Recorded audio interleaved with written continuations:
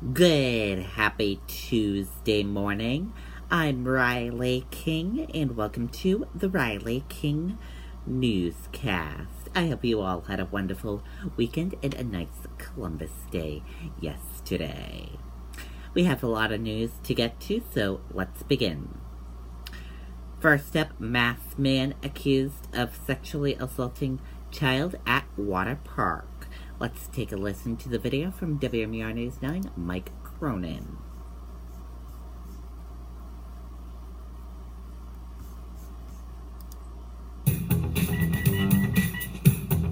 Now you can have everything. And your family can too. We want a juice box. The 2017 Mitsubishi Outlander with standard third row seating. One of America's safest crossovers. This month at Loving Mitsubishi, lease the 2017 7-passenger Outlander, a 2017 IIHS Top Safety Pick Plus for only $269 a month. Loving Mitsubishi, cars you love from people you trust. 59-year-old Kim Sook of Lowell, Massachusetts is accused of sexually assaulting a child who he knows back in July at Water Country in Portsmouth. Police say it happened in one of the park's pools. This was an extended family outing where a bunch of people from the same family and known to the family came to the park for the day. The child's father reported the alleged assault a few days later. Just the one incident. So this is not a pattern of behavior. This is just the one reported incident. It took investigators months to track down everyone who needed to be interviewed. Based on the results of those interviews, we completed a warrant for Mr. Sock's arrest. Sook was taken into custody on Friday without incident.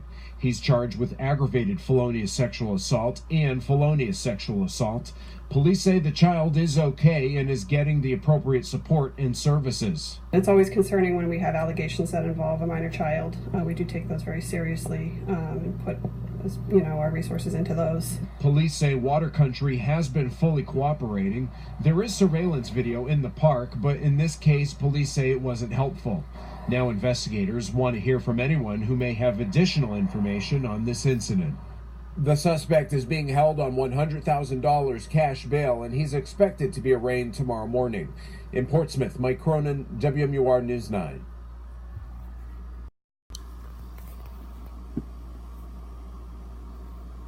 Okay, and there you go on that video and that report.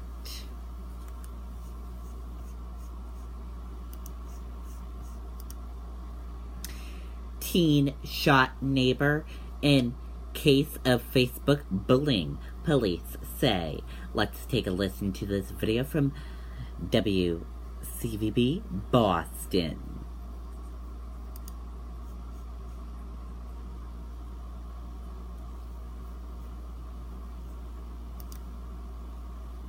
Tell us what you got. So here's one of the ideas I got. Rafts sell cars. This is going to be a home run, you guys. And I've come up with a simple acronym to really help you with it. You get a free snow shovel and a folding chair. Get your winter parking spot. What do you think? Yo, what's up, kid? I'm a little busy. Thanks, kid. Huh? Lisa 2018 Sorrento LX for only $69 per month. Find us fast at shopuslast.com. Along Highstone Street in East Taunton, a 12-year-old shot a 13-year-old neighbor charged with pulling the trigger. Police say it may have started on Facebook. This may be a Facebook type of bullying thing where 2 or 3 young men, juveniles, went to his house. He was confronted by them. They were in his yard. The comments that they had made, as I understand it, brought fear to him. Police say the 13-year-old then returned to his house on nearby Rhode Island Road. He grabbed his mother's .22 long rifle out of her gun safe and tracked down the 12-year-old alleged bully in the woods nearby. And an argument ensued, and he fired one shot with what I know to be a long rifle. That one shot hit the 12-year-old in the left arm, passed through his elbow, and lodged in his rib cage. He is expected to recover. And that 13-year-old is being charged as a juvenile with assault and battery with a dangerous weapon. The boy's mother will not be charged, police tell us, because she did have that gun locked up. We're live in Taunton. I'm Mary Salata, WCVB News Center 5.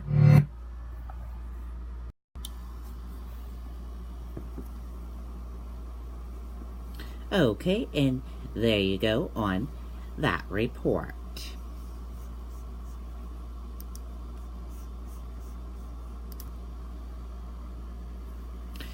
Portland police standoff ends with no clear resolution.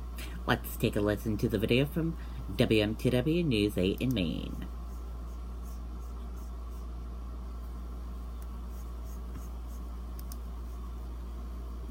Spectrum delivers with superior HD picture and sound and the fastest internet starting speeds for the price. Plus, Spectrum Voice lets you talk all you want with unlimited nationwide calling. Spectrum TV, internet, and voice. $29.99 per month each.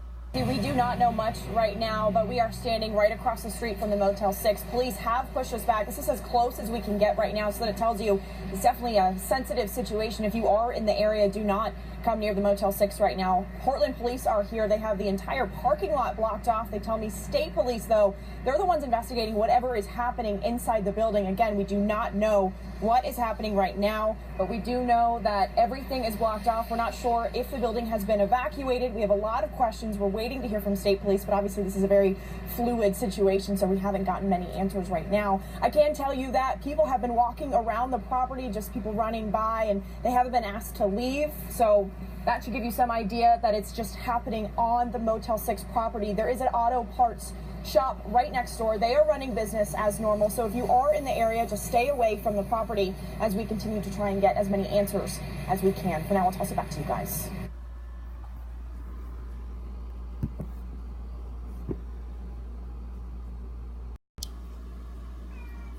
Okay, and there you go on that video and that report.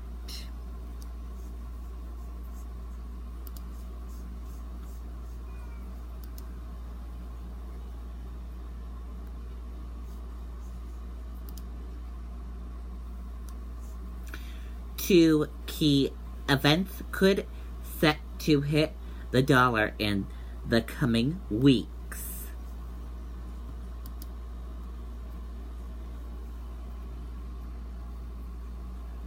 One of the most mentioned names to replace Janet Yellen as chair of the Fed is Kevin Warsh, a former Fed member.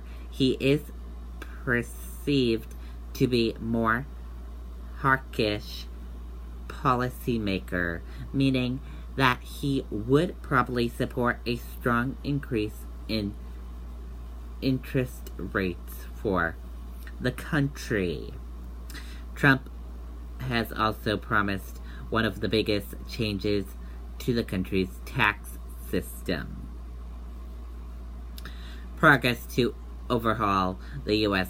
tax system and President Donald Trump's choice to lead the Federal Reserve could be two major events that lead to weakness for the dollar, according to one currency expert.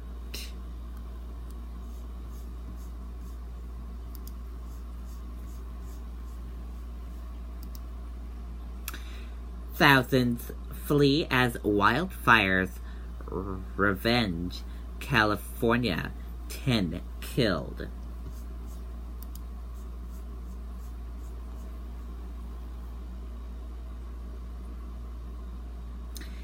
At least 11 people were killed and more than 100 others were injured on Monday as a massive wildfire swept through parts of Northern California, destroying 1,500 residents and buildings, authorities said.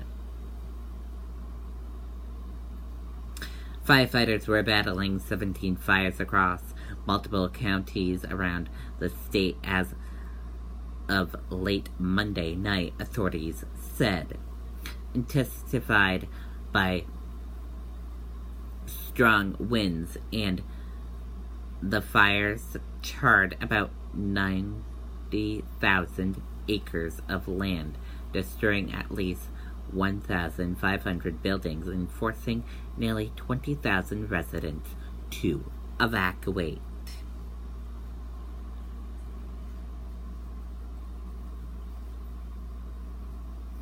And That does it for the Riley King Newscast right here on the Riley King Network. I hope you all have a great rest of your Tuesday, and I'll see you back here later on today. Goodbye, everyone.